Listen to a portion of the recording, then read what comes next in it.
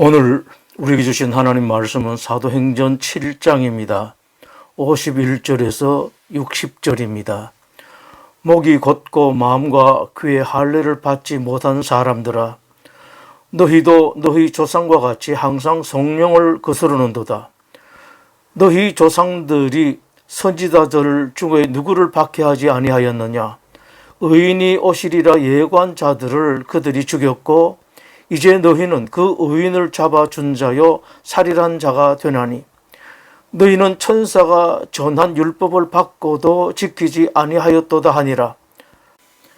그들이 이 말을 듣고 마음에 찔려 그를 향하여 이를 갈거늘 스데반이 성령 충만하여 하늘을 우러러 주목하여 하나님의 영광과 및 예수께서 하나님 우편에 서신 것을 보고 말하되, 보라, 하늘이 열리고 인자가 하나님 우편에 서신 것을 보노라 한데, 그들이 큰 소리를 지르며 귀를 막고 일제히 그들에게 달려들어 성 밖으로 내치고 돌로 칠세, 증인들이 옷을 벗어 사울이라 하는 청년의 발 앞에 두니라.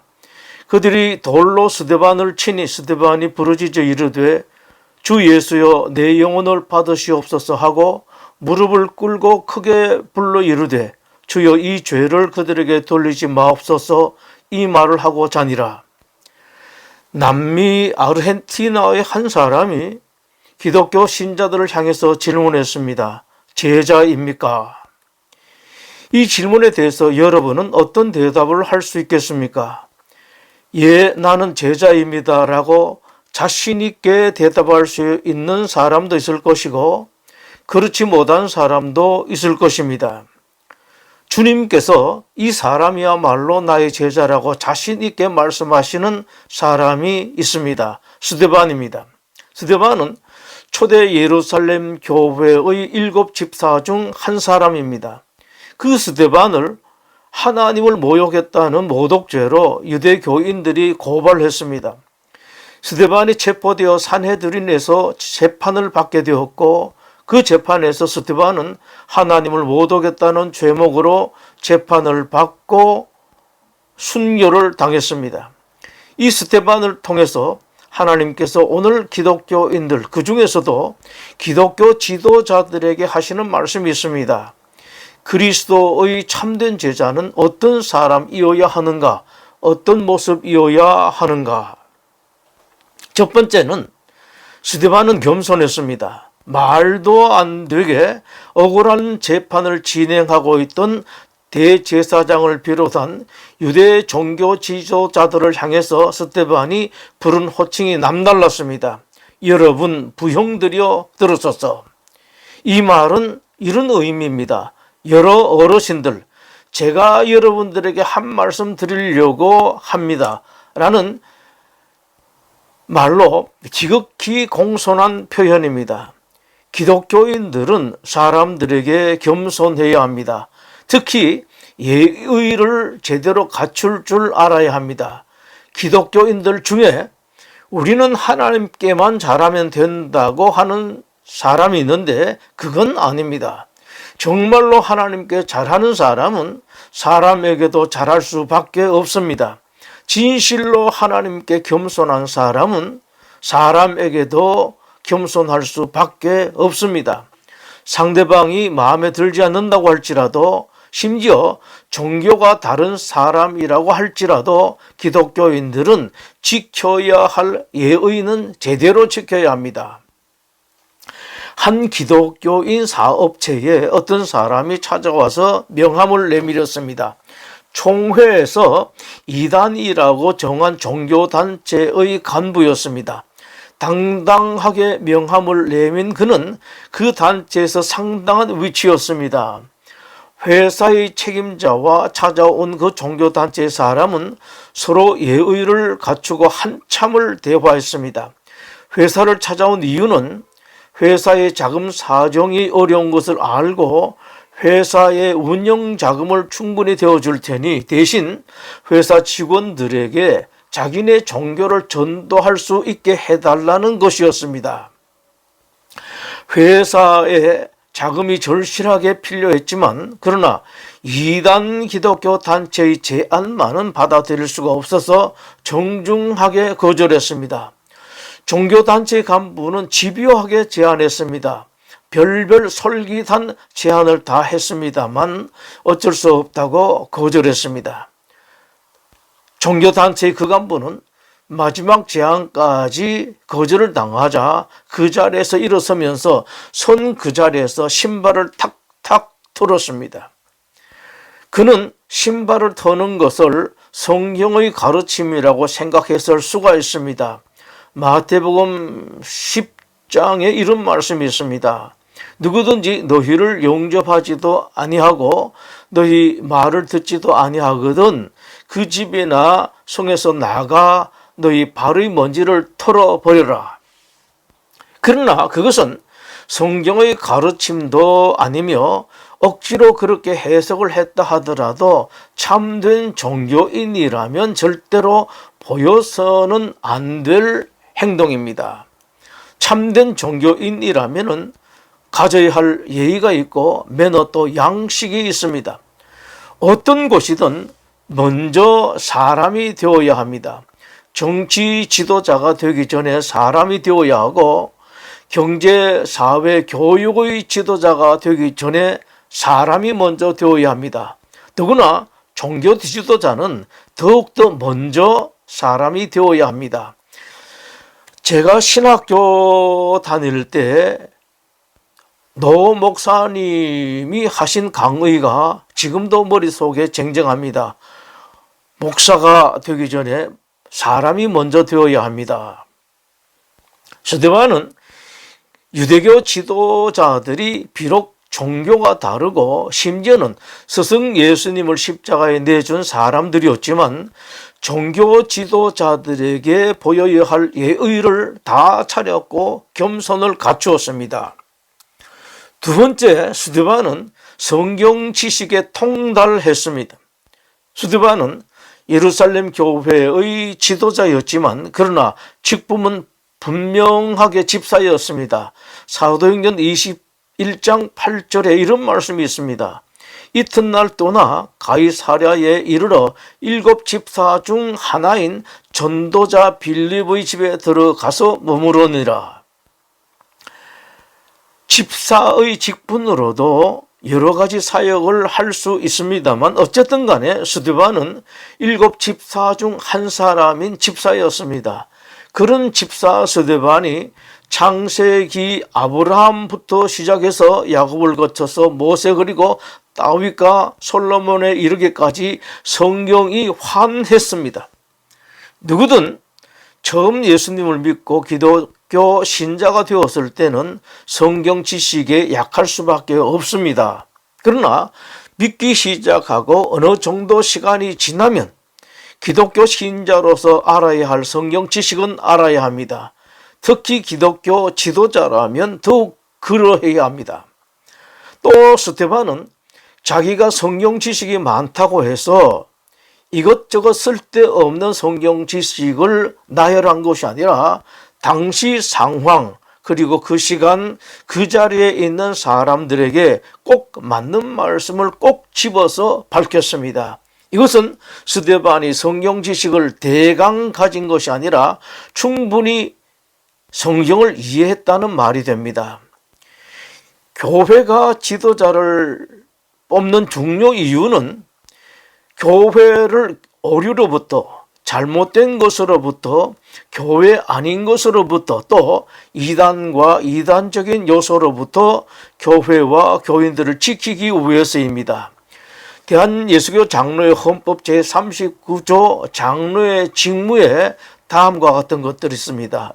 하나는 장로는 교회의 택함을 받고 치리회의 회원이 되어 목사와 협력하여 행정과 권정을 관장한다. 둘, 장로는 교회의 신령상 관계를 살핀다. 믿음의 관계죠. 3, 장로는 교인들이 교리를 오해하거나 도덕적으로 부패하지 않도록 교인을 권면한다. 그러므로 교회 지도자들은 지도자로 부름을 받은 순간부터 더욱 공부를 해야 합니다. 모든 기독교인들이 성경을 공부해야 하지만 지도자는 더욱 공부해야 하고 계속해야 합니다. 한번 공부했다고 또 어느 정도 했다고 완성되는 것으로 여길 것이 아니라 계속해서 공부해 나가야 합니다. 세 번째, 스데반은 집사라는 직분이 말해주듯이 목회자이거나 전문적인 사역자인 것은 아니었습니다. 흔히 하는 말로 평신도였습니다만 그럼에도 불구하고 스데반은 영적인 권세와 능력이 대단했습니다. 사도들에 비해서 전혀 모자라지 않았습니다. 스데반이 은혜와 권능이 충만하여 큰 기적과 표적을 민간히 행하니라고 사도행전 6장 8절이 그것을 말씀하시고 있습니다. 이것으로 하나님께서 말씀하십니다. 하나님께서 주시는 영적인 권세와 능력은 특별한 직분을 받은 사람이라야 받을 수 있는 것은 아니다. 그리고 특별한 직분자이기만 하면 다 받을 수 있는 것도 아니라고 말씀하십니다. 받을 만한 사람에게만, 그럴 만한 사람에게만 주신다는 말씀입니다. 하나님은 가능하면 교회 지도자들에게 당신이 가지고 계신 영적인 권세와 능력을 주시기 원하십니다. 그렇게 해야 교회 지도자로서의 일을 제대로 감당할 수 있기 때문입니다. 그러나 하나님은 아무리 대단한 직분자라도 받을 만한 사람이 안 되면 결코 주시지 않습니다. 반대로 특별한 직분이 없어도 받을 만한 사람이라면 얼마든지 그런 권세와 능력을 주십니다. 네 번째, 스데반이 유대 종교 지도자들에게 겸손하게 예의를 갖추었다고 해서 결코 기가 죽거나 그것 때문에 할 말을 못하거나 할 일을 하지 않은 것이 아니었습니다. 예를 갖추고 겸손하면서도 해야 할 일은 더 잘했고 강해야 할 때는 그 누구보다 강했습니다. 교회 지도자들에게 이것이 있어야 합니다. 스데반은 어마어마한 일들과 놀라운 기적을 행했습니다. 그러면서 스데반은 많은 사람들로부터 대단한 칭찬을 받을 정도로 예의가 바르고 착한 사람이었습니다. 그러나 옳고 바른 일, 절대적인 일에 있어서는 조금도 양보하지 않았습니다. 소위 어른이라고 하는 사람들에게도 지지 않았습니다. 자기보다 더 높은 직분이라고 그냥 지지 않았습니다. 여러 대단한 사람들을 상대해서 한 논쟁에서 넉넉하게 이겼습니다. 사도행전 6장 8절에서 10절에 이런 기록이 있습니다.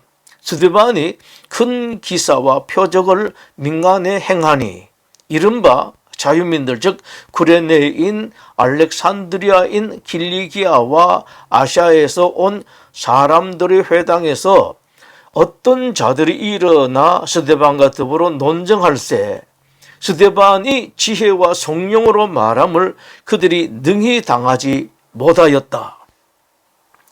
스데반과 유대 교인들과의 이 논쟁의 결과 기록에 대단히 중요한 한 사실이 있습니다. 스데반이 그들을 이긴 것이 스데반의 실력이나 능력으로 이긴 것이 아니라 성령님의 능력으로 이겼다는 사실입니다. 성령으로 말함을 그들이 능히 당하지 못하여 이것을 눈여겨보아야 합니다. 신자들은 내가 똑똑할 필요가 없습니다. 나는 잘날 필요가 없습니다. 진짜 똑똑하시고 잘나신 주님이 계시기 때문입니다. 이것이 기독교의 비밀입니다. 기독교 신자의 이김, 승리는 우리가 만드는 것이 아니라 주님이 이루시는 것입니다. 많은 사람들이 여기에 실패합니다.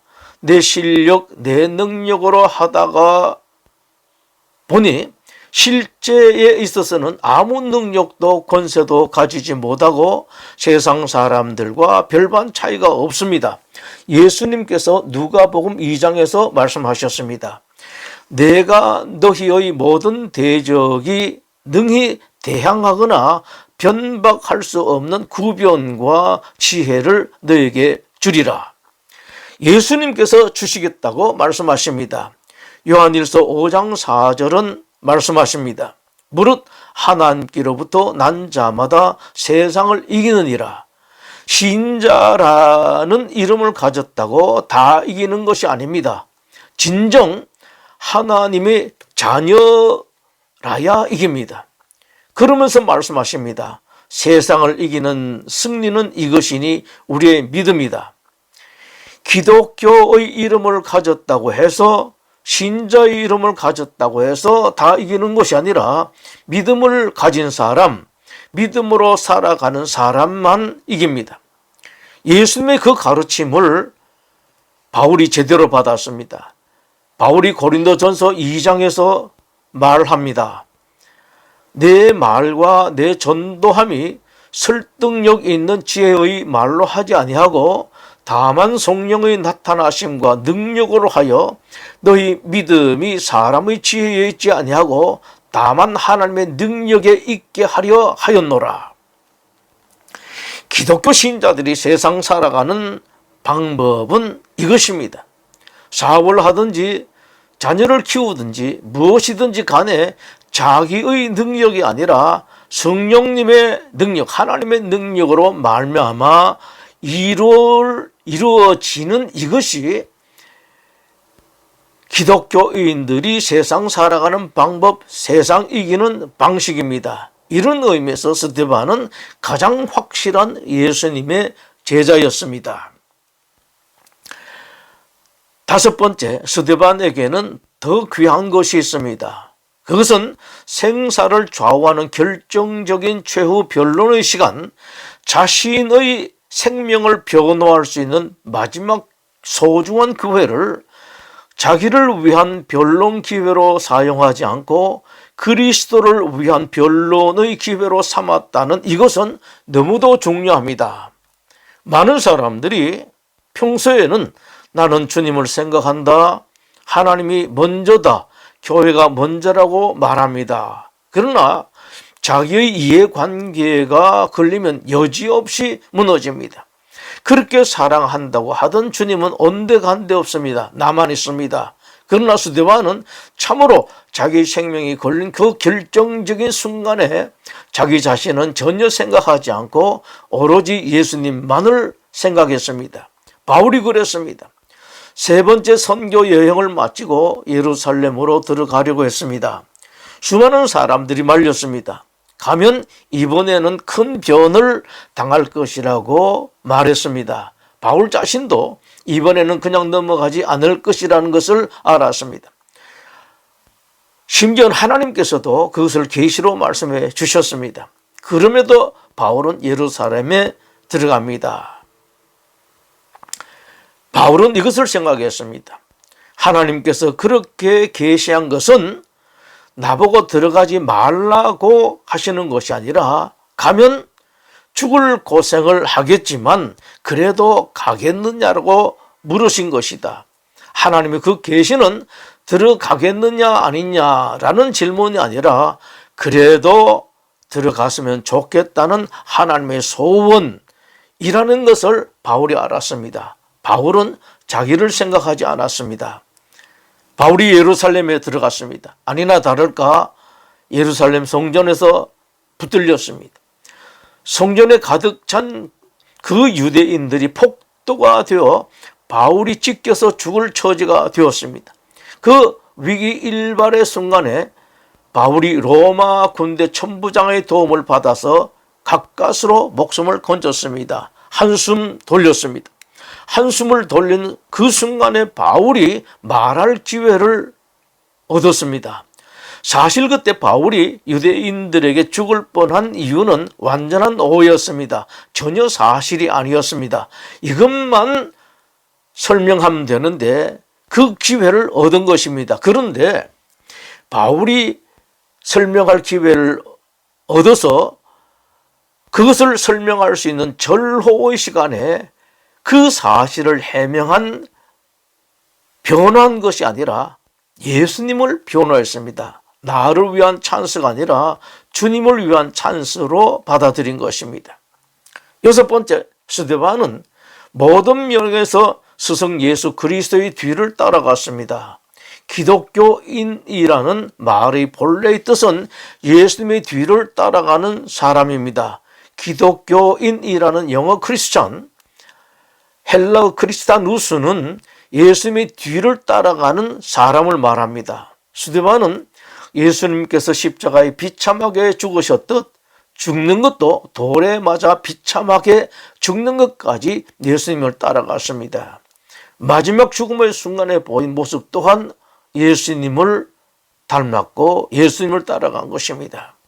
예수님께서 죽으시면서 당신을 죽이는 사람들을 향해서 하신 말씀입니다. 아버지여, 저들을 사하여 주옵소서.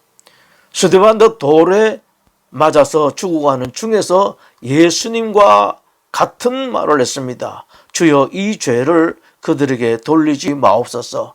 바보같이 죽는 것도 바보같이 용서하는 것도 스승 예수님의 뒤를 따랐습니다. 우리나라에도 위대한 하나님의 종이 있습니다. 주기철 목사님입니다. 주기철 목사님은 일제에 끝까지 저항했습니다. 중간에 살 기회가 있었지만 그 기회를 붙들지 않았습니다. 감옥에 갇히고 혹독한 고문을 당했습니다. 그러다 감옥을 나오게 되는데 산 사람이 아니라 죽은 시체가 되어서 나왔습니다. 거적 대기에 쌓여 초라한 달구지에 실려 나왔습니다. 그 주기철 목사님이 쓴 글이 있습니다. 영문 밖의 길이라는 제목의 글입니다. 서쪽 하늘 붉은 노을 영문 밖에 비치누나 연약하온 두 어깨에 십자가를 생각하니 머리에는 가시관 몸에는 붉은 옷 힘없이 걸어가신 영문 밖의 길이라네. 한 발자국 두 발자국 걸어가신 자국마다 뜨거운 물 붉은 피 가득하게 고였구나.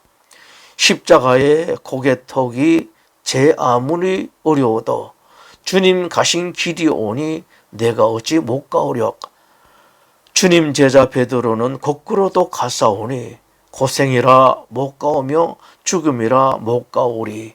기도하겠습니다. 하나님, 우리 성도들이 진실로 예수님을 따라가는 참된 예수님이 제자가 되게 하여 주시옵소서. 사람들이 말하는 내 마음대로 생각하는 그런 예수님을 따라가는 사람이 아니라 성경에서 말씀하신 것처럼 또 진실한 믿음의 선배들이 예수님을 따라간 것처럼 진실로 예수님의 뒤를 따라가는 참된 기독교인들이 다 되게 하여 주시옵소서. 예수님 이름으로 기도드립니다. 아멘.